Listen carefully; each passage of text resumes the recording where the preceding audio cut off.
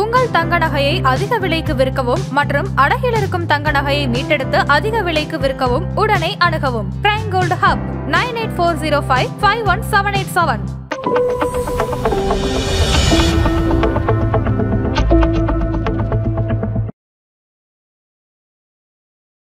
Retail experience ரொம்ப நிறைய பேர் சில்வர் கோல்டு ஸ்டாக் மார்க்கெட்டில் ரிட்டர்ன்ஸ் இல்லைன்னு வந்தது. இதெல்லாம் இருந்தாலும் பட் டிமாண்ட் வந்து குறையல. சில்வருக்காக இண்டஸ்ட்ரியல் டிமாண்ட் இருக்குது, பட் கோல்டு வந்து ஜஸ்ட் அன் அசட் கிளாஸ், எதுலேயுமே யூஸ் கிடையாது. ஒன்றும் ஆர்னமெண்ட்ஸு, அது இண்டஸ்ட்ரியல் டிமாண்டும் கிடையாது. அது சேஃப்னு சொல்லி எல்லாரும் பேங்க்ஸில் இருந்து மக்கள் எல்லாம் வாங்கி வைக்கிறாங்க. அதை தாண்டி அதுக்கான யூசேஜ்னு இன்னும் இல்லை. ஸோ 12க்கு மேலே போன பிறகு 12,000 போயிடுச்சு, 10,000 கிராஸ் ஆச்சு, 12,000 போயிடுச்சுன்னா பட் அங்கேருந்து ஒரு ஆல்மோஸ்ட் 1000 rupees வரைக்கும் குறைஞ்சிருக்கு per gram. Which means that எந்த அசட் கிளாஸ் ஸ்டாக்காக இருந்தாலும் ரியல் எஸ்டேட் எதுவாக இருந்தாலும் ஒரு ஏற்ற இறக்கம் இருக்கும், கன்சாலிடேஷன் நடக்கும், திருப்பி ஏறும். ஸோ இங்கேருந்து இன்னும் பெரிய ஃபால் வருமானா ரொம்ப பெருசாக இல்லாட்டியும் கண்டிப்பாக கன்சாலிடேட் ஆகும். ஒரு கன்சாலிடேஷன்னா 11,000லேருந்து 11,500க்குள்ளே, இல்லை 12,000லேருந்து 13,000க்குள்ளே, அந்த ரேஞ்சுக்குள்ளேயே கொஞ்சம் நாள் ட்ரேட் ஆகும். ரொம்ப மேலே போகாது, ரொம்ப கீழே போகாது. இப்போ கோல்டு குறையுது அப்படின்ட்டு கோல்டு வந்து இன்வெஸ்ட் பண்ணால் கோல்டு ரிட்டர்ன்ஸ் கொடுக்குமா சார்? அதாவது இப்போ குறைஞ்சிட்டு வருது, பட் இன்னும் அந்த தரையை தட்டி நிற்கலை, இல்லை ஒரு ஸ்டாப் பாயிண்ட் மாதிரி வரல. இப்போதுலேருந்து கோல்டில் அதே கைண்ட் ஆஃப் ரிட்டர்ன்ஸ் வருமானா வராது. ஸோ அது ஒரு இன்னும் கொஞ்சம் டைம் எடுக்கும். ஒரு டபுள் டிஜிட் ரிட்டர்ன்ஸ்ன்னு எதிர்பார்க்குறீங்கன்னா வராது. அதனால தான் உங்கள் போர்ட்ஃபோலியோவில் ஒரு போர்ஷன் 10 to 15% வந்து அசட் வந்து கோல்டு வச்சுக்கலாம். ரிமைனிங் வந்து இந்த மாதிரி ஈக்விட்டியில் போகிறது பெஸ்ட்.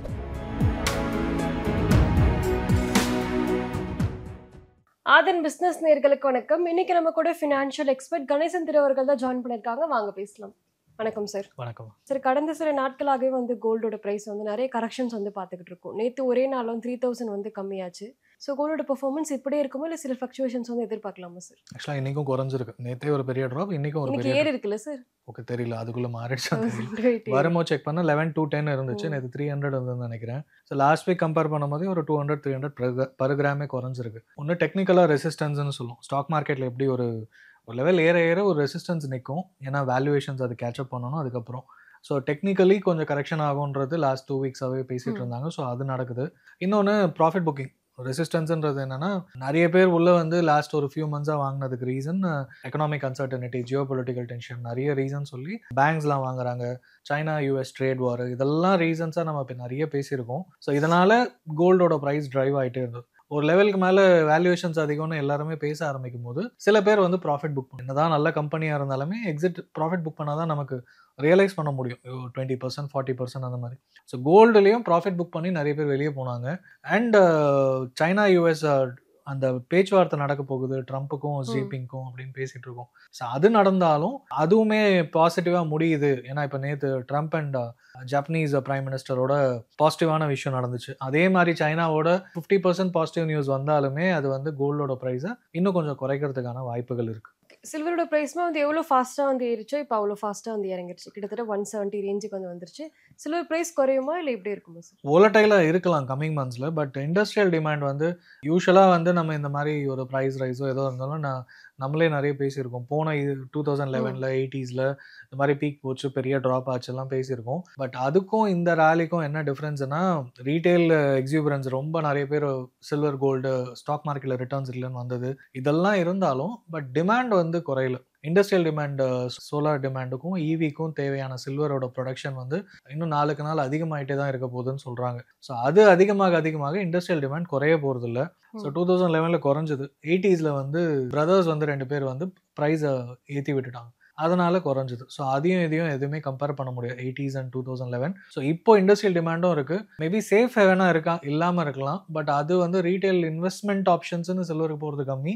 பட் இண்டஸ்ட்ரியல் டிமாண்டும் போக போக இன்க்ரீஸ் ஆகிறதுனால மோதிலால் ஒஸ்வால் இன்னும் பெரிய ப்ரோக்கரேஜஸ் எல்லாமே வந்து $65, $75 டார்கெட் கொடுத்துருக்காங்க. இப்போ ஒரு $50 பக்கம் கன்சாலிடேட் ஆச்சுன்னா இங்கேருந்து இன்னும் கொஞ்சம் இன்க்ரீஸ் ஆகிறதுக்கான வாய்ப்புகள், சஸ்டைன்டு டிமாண்ட் இருக்கிறதுக்கு இருக்குது. ஸோ சில்வரை பொறுத்த வரைக்கும் நீங்கள் கரெக்ஷன் ஆன பிறகு ஒரு லெவலில் கன்சாலிடேட் ஆகும், ஒரே லெவலில் கொஞ்சம் மெயின்டைன் ஆகும். அந்த மாதிரி தெரியுது அப்படின்னா மேபி நீங்கள் எஸ்ஐபியில் ஸ்டார்ட் பண்ணலாம், இல்லை அப்போ இன்வெஸ்ட்மெண்ட் என்ட்ரி ஆகலாம். இப்போதுலேருந்தே போடலாமா அப்படின்னு கேட்டிங்கன்னா எல்லாருக்கும் அந்த கேள்வி தான் உடனே வரும். ஸோ கோல்டோ சில்வரோ நமக்கு எங்கே ட்ராப் எவ்வளோ இன்னும் கரெக்ஷன் ஆகும் தெரியாது. பட் இப்போதுலேருந்தே ஒரு அடுத்த ஒரு 6 மாசத்துல கல்யாணம் இருக்கு, இல்லைன்னா 3 இயர்ஸ் 5 இயர்ஸ் பெர்ஸ்பெக்டிவ்ல நான் இன்வெஸ்ட்மெண்ட் பண்ண போறேன் அப்படின்னா கொஞ்சம் கொஞ்சமா எஸ்ஐபி மாடல்ல பை பண்ணுவோம். நீங்க சொல்ற போது என்னதான் கோல்டு விலை ஏறினாலும் எஸ்ஐபி பொறுத்து பெட்டர் அப்படின்னு சொல்லிட்டு ஸோ லாஸ்ட் 10 இயர்ஸ் நம்ம கோல்டு ரிட்டர்ன்ஸ் எடுத்துட்டா கூட 15% கிட்டத்தட்ட அவ்வளவுதான் அந்த ரிட்டர்ன்ஸ் வந்து கொடுத்துருக்கு.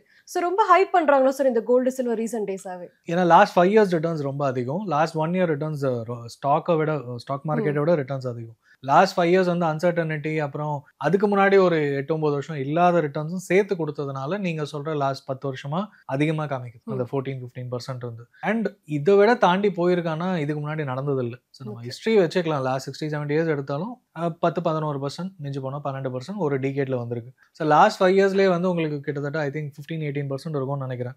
5 இயர்ஸ் பார்த்தா இன்னும் கூட அதிகமாக இருக்கும். ஸோ அப்படி பார்க்கும்போது நெக்ஸ்ட் 5 இயர்ஸ்ல இதே அளவுக்கு இருக்குமானா ஒன்ஸ் அந்த டிமாண்டு சில்வருக்காவது இண்டஸ்ட்ரியல் டிமாண்ட் இருக்குது. பட் கோல்டு வந்து ஜஸ்ட் அன் அசட் கிளாஸ், எதுலேயுமே யூஸ் கிடையாது, ஒன்றும் ஆர்னமெண்ட்ஸு, அது இண்டஸ்ட்ரியல் டிமாண்டும் கிடையாது, அது சேஃப்னு சொல்லி எல்லாரும் பேங்க்ஸ்ல இருந்து மக்கள் எல்லாம் வாங்கி வைக்கிறாங்க. அதை தாண்டி அதுக்கான யூசேஜ்னு இன்னும் இல்லை. ஸோ பெரிய இன்வெஸ்டர்ஸ் எல்லாருமே வாரன் பஃபெட் மாதிரி இன்னமும் வந்து கோல்டை வந்து ஒரு பெருசாக அக்செப்ட் பண்ணுறது இல்லை. பட் ஒரு பிரச்சனை, ஒரு வார் கைண்ட் ஆஃப் சுச்சுவேஷன், இல்லை இன்ஃப்ளேஷன் ஹெட்ஜிங் அப்படின்னா gold is a very good asset அப்படின்னு. ஸோ நம்ம போர்ட்ஃபோலியோவில் வச்சுக்கிறது நல்லது. இந்த மாதிரி டைம்ல நான் மிஸ் பண்ணிட்டேன் ராலி, இன்னும் தயங்குறேன் பட் என்டர் ஆகலாமான்னு யோசிக்கிறீங்கன்னா எஸ்ஐபி மாடலில் பை பண்ணலாம். கோல்டு இன்வெஸ்ட்மெண்ட்டாக பார்க்கலாமா பார்க்கக்கூடாதா சார்? பார்க்கலாம். அந்த ரேஷியோ 10-15% ஓவரால் போர்ட்ஃபோலியோவில் இப்போ 20-25% வச்சிருக்காங்க, ட்ரிம் பண்ணி 15% வரையும் கொண்டு வரலாம். யோசிச்சதே இல்லை, போர்ட்ஃபோலியோ இல்லை, பட் கன்விக்ஷன் வருது அப்படின்னா வச்சுக்கிறது நல்லது. Diversification, asset diversification.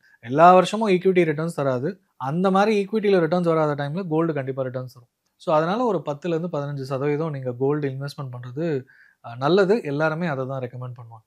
ஓகே, இப்போ லாஸ்ட் 3 to 4 மந்த் பார்த்தா ஈக்விட்டி மார்க்கெட் ரொம்ப டவுன் ட்ரெண்டில் தான் வந்து போய்கிட்டு இருந்து. ரீசெண்ட் டேஸ் நான் பார்த்தோன்னா ஈக்விட்டி மார்க்கெட் அப் ட்ரெண்டில் போயிட்டு இருக்கு. ஸோ இதே சுச்சுவேஷன் வருமா இல்லை சேஞ்சஸ் அதுக்கு நடக்கிறதுக்கு வாய்ப்பு இருக்கு? தீபாவளிக்கு அப்புறம் தீபாவளி சேல்ஸ் நல்லா பிக்கப் ஆயிருக்கு. அப்புறமா இது ஃபெஸ்டிவ் டைம், இந்த லாஸ்ட் இந்த அக்டோபர், நவம்பர், டிசம்பர், இந்த தீபாவளி ஒட்டி கொஞ்சம் ஸ்டாக் மார்க்கெட் கொஞ்சம் இன்க்ரீஸ் ஆக ஆரம்பிக்கும் முகூர்த்த ட்ரேடிங்லேருந்து பார்த்தீங்கன்னா. பட் இதுக்கப்புறம் வர்றது வந்து குவார்டர் ரிசல்ட்ஸ் எப்படி இருக்கு, அதுக்கப்புறம் ஜிஎஸ்டியோட பாசிட்டிவ் வந்து நிறைய சேல்ஸ் டேட்டா வந்திருக்கு. பட் ஆனால் ரெவென்யூவில் ரிஃப்ளெக்ட் ஆகிருக்கு அப்படின்னா இது ட்ரேடர்ஸ் அசோசியேஷன் கொடுத்த டேட்டா படி 6 lakh crores வந்து ட்ரேட் ஆகிருக்கிறதா சொல்கிறாங்க. ஓவரால் சேல்ஸ் ரைட் ஃப்ரம் துண்டு துக்கடாலேருந்து எல்லாம் பெரிய விஷயம், ஆட்டோ கார்ஸ் வரைக்கும் சேல்ஸ் வந்து இது போன வருஷத்தை விட ஆல்மோஸ்ட் ஒரு 20-25% அதிகம்னு சொல்கிறாங்க. ஸோ இந்த டேட்டா பார்க்கும்போது கொஞ்சம் பாசிட்டிவாக எல்லா ட்ரேடர்ஸும் அதிகமாக ட்ரேடிங், இன்வெஸ்ட்மெண்ட், ஃபாரின் இன்வெஸ்டர்ஸ் வர்றது இதெல்லாம் நடக்க ஆரம்பிக்கும். செப்டம்பர் முடிஞ்ச குவார்டர் கொஞ்சம் பாசிட்டிவாக இருக்குது அப்படின்னு, அதுக்கப்புறம் இந்த வந்த சேல்ஸ் டேட்டா இதெல்லாம் கொஞ்சம் ட்ரைவ் பண்ணுது. பட் வாலடைலாக தான் இருக்கும். அண்ட் இப்போது சைனா யூஎஸ் ட்ரேட் டென்ஷன்ஸ் கொஞ்சம் குறையுது, ட்ரம்ப் வந்து பண்ணுற விஷயங்கள் கொஞ்சம் குறைக்கிறாரு அப்படின்னா இன்னும் கொஞ்சம் பாசிட்டிவாக இருக்கும். பட் இது எல்லாமே வந்து டிசம்பர் குவார்டர் ரிசல்ட்ஸில் இன்னும் revenue wise quarterly revenue increase ஆயிருக்கு. இந்த ஜிஎஸ்டி ரிடக்ஷன்ஸ் அப்புறம் இந்த விஷயம் எல்லாம் ஆக்சுவல் டேட்டாவில் ரிஃப்ளெக்ட் ஆகுதுன்னா கண்டிப்பாக ஸ்டாக் வந்து மேபி ஜான்லேருந்து இன்னும் கொஞ்சம் நல்லா போகிறதுக்கான வாய்ப்பு இருக்குது. ஓகே, இப்போ இந்த கோல்டு சில்வர் பிரைஸ் இந்த ஷார்ட் கரெக்ஷன்ஸுக்கு வந்து இன்வெஸ்டர்ஸ் வந்து எப்படி சரி ரியாக்ட் பண்ணலாம்? இல்லை அப்படியே எப்பவும் போல எஸ்ஐபியில் இப்படியே போயிடலாம்? நம்ம எவ்வளோ நாளுக்கு இன்வெஸ்ட்மெண்ட் பண்ண போகிறோம், நீங்கள் கோல்டு போர்ட்ஃபோலியோவில் எவ்வளோ வச்சுருக்கீங்க, இந்த பாயிண்ட்ஸ்லாம் கன்சிடர் பண்ணுங்கள். அண்ட் இது வந்து ஒரு லெசன் என்னென்னா, எல்லாரும் ஸ்டாக் மார்க்கெட்டில் பார்ப்பாங்க ஏறும் இறங்கும், அதுக்கப்புறமா இதுக்கு தான் நான் ஸ்டாக் மார்க்கெட் வர்றதில்லை, இறங்கும் போது ஒன்று ஸ்டாக் மார்க்கெட் திட்டுவாங்க, புரியலன்னுவாங்க. அதே தான் அசட்டில், எல்லா அசட் கிளாஸும், ரியல் எஸ்டேட்டும் அப்படி தான் ஏறும். பட் எதிர்பார்த்த வளர்ச்சி அந்த ஏரியாவில் வரலன்னா விழும். கோல்டை பொறுத்த வரைக்கும் ஏறிக்கிட்டே இருந்தது, ஏறிக்கிட்டே இருக்கும் தான் சொன்னாங்க. ஐயோ ஏறுதேன்னு பதற அளவுக்கு ஏறிட்டே இருந்தது. ஸோ 12க்கு மேலே போன பிறகு 12,000 போயிடுச்சு, 10,000 கிராஸ் ஆச்சு, 12,000 போயிடுச்சுன்னா. பட் அங்கேருந்து ஒரு ஆல்மோஸ்ட் 1000 rupees வரைக்கும் குறைஞ்சிருக்கு per gram. So which means that எந்த அசட் கிளாஸ் ஸ்டாக்காக இருந்தாலும் ரியல் எஸ்டேட் எதுவாக இருந்தாலும் ஒரு ஏற்ற இறக்கம் இருக்கும், கன்சாலிடேஷன் நடக்கும், திருப்பி ஏறும். ஸோ இங்கேருந்து இன்னும் பெரிய ஃபால் வருமானா ரொம்ப பெருசாக இல்லாட்டியும் கண்டிப்பாக கன்சாலிடேட் ஆகும். ஒரு கன்சாலிடேஷன்னா ஒரு 11,000லேருந்து 11,500க்குள்ளே, இல்லை 12,000லேருந்து 13,000க்குள்ளே, அந்த ரேஞ்சுக்குள்ளேயே கொஞ்ச நாள் ட்ரேட் ஆகும். ரொம்ப மேலே போகாது, ரொம்ப கீழே போகாது. அந்த ரேஞ்சு ஃபார்ம் ஆகி ஒரு பேஸ் கீழே தட்டி நிற்கும், கப்பல் தரையை தட்டி நிற்குதுன்ற அளவுக்கு ஸ்டாக்காக இருந்தாலும் கோல்டு ப்ரைஸாக இருந்தாலும் அது நின்ன பிறகு நீங்கள் பை பண்ணலாம் வெயிட் பண்ணி. எனக்கு அர்ஜென்ட்டாக கிஃப்ட் பண்ணணும், இல்லை ஃபேமிலியில் ஃபங்க்ஷன் இருக்குது, கல்யாணம் இருக்குது அப்படின்னா வாங்கி தான் ஆகணும், அது ஒன்றும் அவாய்ட் பண்ண முடியாது. ஆஸ் அன் இன்வெஸ்டர் நீங்கள் வந்து இப்போதுலேருந்து எஸ்ஐபி மாடலில் வெயிட் பண்ணலாம், பை பண்ண ஆரம்பிக்கலாம். கோல்டு பீஸ் வந்து இன்னும் கொஞ்சம் அட்ராக்டிவாக இருக்கும் ஈஸியாக பை பண்ணுறதுக்கு. நான் ஒரு 10,000 12,000 போட்டால் தான் 1 கிராம் கிடைக்கும்ன்றதுக்கு பதில் கோல்டு பீஸ்னா ஃப்ராக்ஷன்ஸில் கிடைக்கும், இன்னும் கொஞ்சம் கம்மியாகவே இருக்கும். ஸோ அதில் வந்து நீங்கள் பை பண்ண ஆரம்பிக்கலாம். ஸோ அது வந்து பெஸ்ட் ஆப்ஷனாக இருக்கும். இப்போ சில்வர் எடுத்துட்டா கூட முன்னாடி நம்ம பேசின மாதிரி சில்வர் கோல்டு ரெண்டுமே வந்து உலக சந்தையிலையுமே வந்து ரொம்பவே வந்து குறைஞ்சிருக்கு. ஸோ ஸ்பாட் ப்ரைஸ்க்கும் ஃபியூச்சர் ப்ரைஸ்க்கும் நிறைய டிஃப்ரென்ஸ் வந்து வருது. இது எப்படி சார் பார்க்குறீங்க? சில்வர் இப்போ குறைஞ்சிருச்சு. அந்த ரொம்ப அதிகமாக ப்ரீமியம் போனதுனால சப்ஸ்கிரிப்ஷன்லாம் எம்எஃப்ல வந்து ஸ்டாப் பண்ணி வச்சுருந்தாங்க. வித்தின் அ வீக்ஸ் டைம் அந்த ப்ரைஸ் கரெக்ஷன் நடந்ததுனால ஆட்டோமேட்டிக்காக இப்போ மறுபடியும் ஓப்பன் ஃபார் சப்ஸ்கிரிப்ஷன் சொல்லிட்டாங்க. ஸோ நீங்கள் தாராளமாக சில்வர் ETF வாங்க ஆரம்பிக்கலாம். மறுபடியும் ஏறாதா சார் வாங்கினா? ப்ரைஸ் ஏறும், பட் இந்த அளவுக்கு ப்ரீமியமாக போகுமான்னு தெரியாது. ஸோ அந்த மாதிரி ப்ரீமியம் அதிகமாகும் போது சில்வர் ETF பை பண்ணுறது ஸ்டாப் பண்ணி வச்சு, இதே மாதிரி ஒன்ஸ் காமன் ஆயிடுச்சுன்னா ப்ரைஸ் மார்க்கெட்டுக்கும் ETFக்கும் சேம் ஆயிடுச்சுன்னா அதுக்கப்புறம் பை பண்ணுவாங்க. அது ஆயிடுச்சு. ஸோ மறுபடியும் இந்த அளவுக்கு கிரேஸ் வந்து இன்க்ரீஸ் ஆச்சுன்னா மேபி ஸ்டாப் பண்ணி ஹோல்ட் பண்ணி வைக்கலாம். என்ட்ரி ஆக முடியாது, பட் வாங்கினது ஒன்றும் பிரச்சனை இல்லை. ஸோ நீங்கள் ஃபியூச்சர் இப்போ நெக்ஸ்ட் ஒரு 2-3 இயர்ஸ்க்கு வாங்குறேன் அப்படின்னா சில்வர் வந்து பை குறைய நீங்கள் பை பண்ணுறது இப்போதைக்கு ஒரு நல்ல ஆப்ஷனாக இருக்கு. நீங்கள் சொன்ன மாதிரி நிறைய அட்வைஸ் சொல்கிறதுமே வந்து எந்த ஒரு ஸ்டாக்கோ இல்லை அசெட் கிளாஸோ குறைய ஆரம்பிச்சது அப்படின்னா அதில் போய் இன்வெஸ்ட் பண்ணுங்க, அது கண்டிப்பாக வந்து ஏறும் அப்படின்ட்டு. இப்போ நிறைய பேர் வந்து இப்போ கோல்டு குறையுது அப்படின்ட்டு கோல்டில் வந்து இன்வெஸ்ட் பண்ணால் கோல்டு ரிட்டர்ன்ஸ் கொடுக்குமா சார்? அதாவது இப்போ குறைஞ்சிட்டு வருது, பட் இன்னும் அந்த தரையை தட்டி நிற்கல, இல்லை ஒரு ஸ்டாப் பாயிண்ட் மாதிரி வரல. இங்கேயும் பாட்டம் ரெசிஸ்டன்ஸ் இருக்கும் எங்கே வந்து நிற்கணும்னு. அது வந்து ஒரு கன்சாலிடேஷன் ஃபேஸ் வரும், அதுக்கப்புறம் தான் திருப்பி ஏறணும். ஸோ பட் இப்போ வந்து ஈக்விட்டி லாஸ்ட் 1 இயராக ஒன்றுமே இல்லாமல் இப்போ தான் கொஞ்சம் ஏற ஆரம்பிக்கும். ஈக்விட்டியில் நீங்கள் பாக்கெட்ஸ் கிடைக்கும், பேங்க்ஸில் கன்சியூமர் டியூரபிள்ஸ், கன்சியூமர் டிஸ்கிரிஷனரி, இதெல்லாம் வந்து ஜிஎஸ்டி ரேட் கட்ஸ்னால இங்கேருந்து நெக்ஸ்ட் 2-3 இயர்ஸ்க்கு ஒரு இன்வெஸ்ட்மெண்ட் ஆப்ஷன்னா தாராளமாக ஒரு இண்டிவிஜுவல் ஸ்டாக்ஸ் இந்த மாதிரி செக்டார்ஸ்லையும் எம்எஃப்லையும் இன்வெஸ்ட்மெண்ட் பண்ணால் கண்டிப்பாக நீங்கள் நல்ல ரிட்டர்ன்ஸ் பார்க்க முடியும். இப்போதுலேருந்து கோல்டில் அதே கைண்ட் ஆஃப் ரிட்டர்ன்ஸ் வருமானா வராது. ஸோ அது ஒரு இன்னும் கொஞ்சம் டைம் எடுக்கும். ஒரு டபுள் டிஜிட் ரிட்டர்ன்ஸ்ன்னு எதிர்பார்க்குறீங்கன்னா வராது. ஏன்னா இப்போ போனதை வச்சு தான் யூஸ்வலாக ஏறும்போது எல்லாரும் ஐயோ ஏறிடுச்சு நானும் பண்ணோன்னு சொல்லுவாங்க.